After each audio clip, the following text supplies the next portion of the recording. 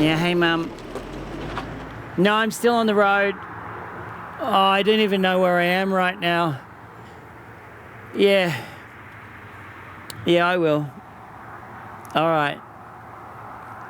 Yeah, no, I'm good. I'm just tired. Okay. Love you too. Okay, bye.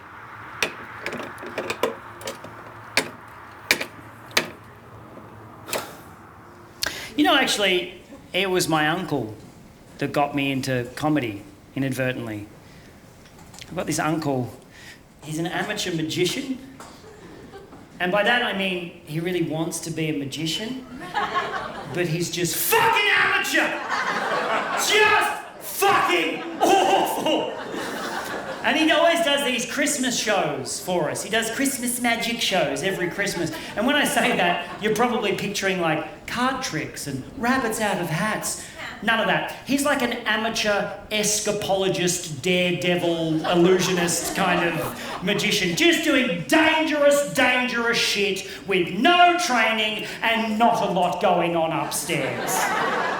One of my earliest childhood memories, right, he got up on top of the pergola, right, in a straitjacket, and he's going to jump off the pergola into the swimming pool and not surface until he got out of the straitjacket.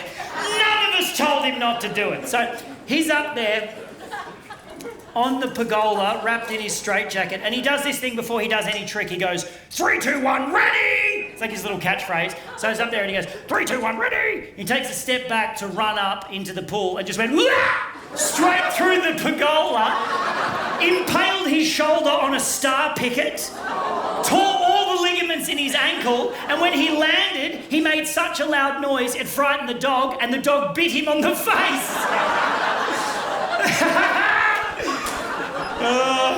So Christmas was always awesome. And that year, he wouldn't let us take him to the hospital. He's like, I'll be fine. He just pulled himself off the star picket, cracked a stubby and went back to the barbecue, you know what I mean?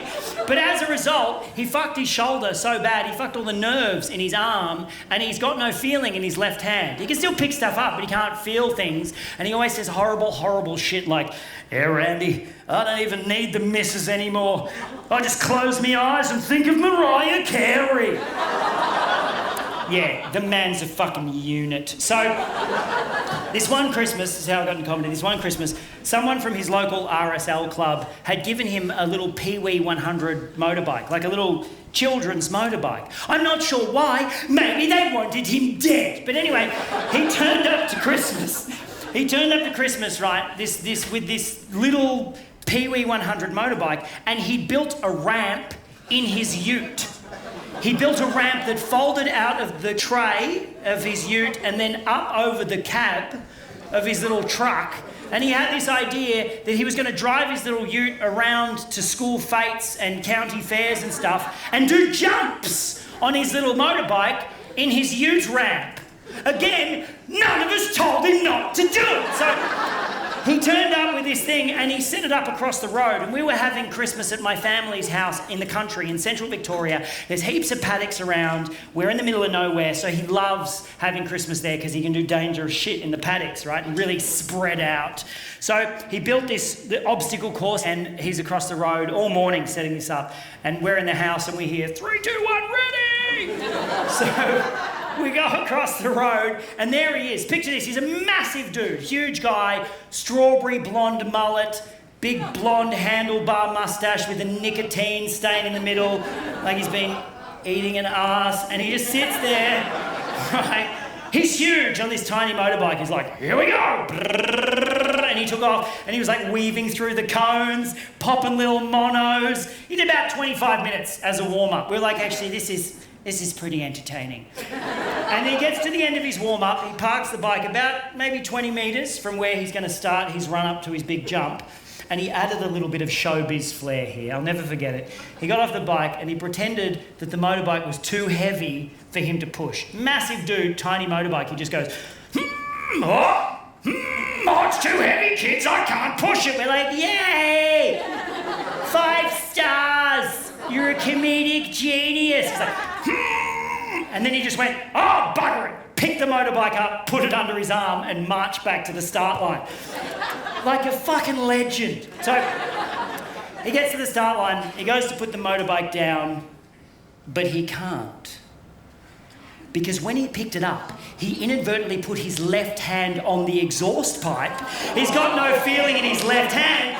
The exhaust pipe's very hot. By the time he made it back to the start line, his left hand had fused to the exhaust pipe, melted to the motorbike. He's like, oh, I can't put it down. We're all like, the smell of burning flesh. All the adults are pouring beer on it. He's like, it doesn't hurt. It doesn't hurt. We're like, but it's fucked! That year, he let us take him to the hospital. You have a motorbike attached to your hand, get in the fucking car.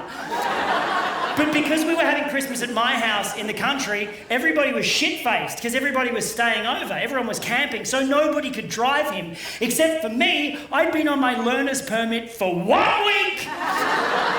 2-hour drive to the hospital. I'm just like white-knuckling it the whole way. My dad, shit-faced in the passenger seat, just supervising me. Yeah, he's doing a great job. My uncle, on the back seat, motorbike on his lap. His left hand fused to the exhaust pipe and then just sculling a long neck with his right hand. And that is not what got me into comedy, but that is definitely what got me into drinking. I was like, that is tough as fuck. Yes! So, it's Christmas night in Emergency. So there's chaos. There's people impaled on Christmas trees and kids that have eaten Christmas baubles and shit. And so it's crazy, but he walks through the doors carrying a motorbike and the entire room went silent.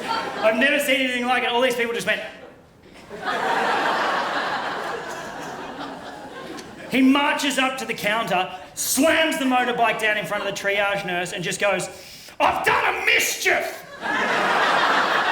They took him into surgery. He was in there for 6 hours. I had to sit in the waiting room and wait for him the whole time. And while I was there, there was an episode of Seinfeld on the television. I was like, I want to do that. And here I am.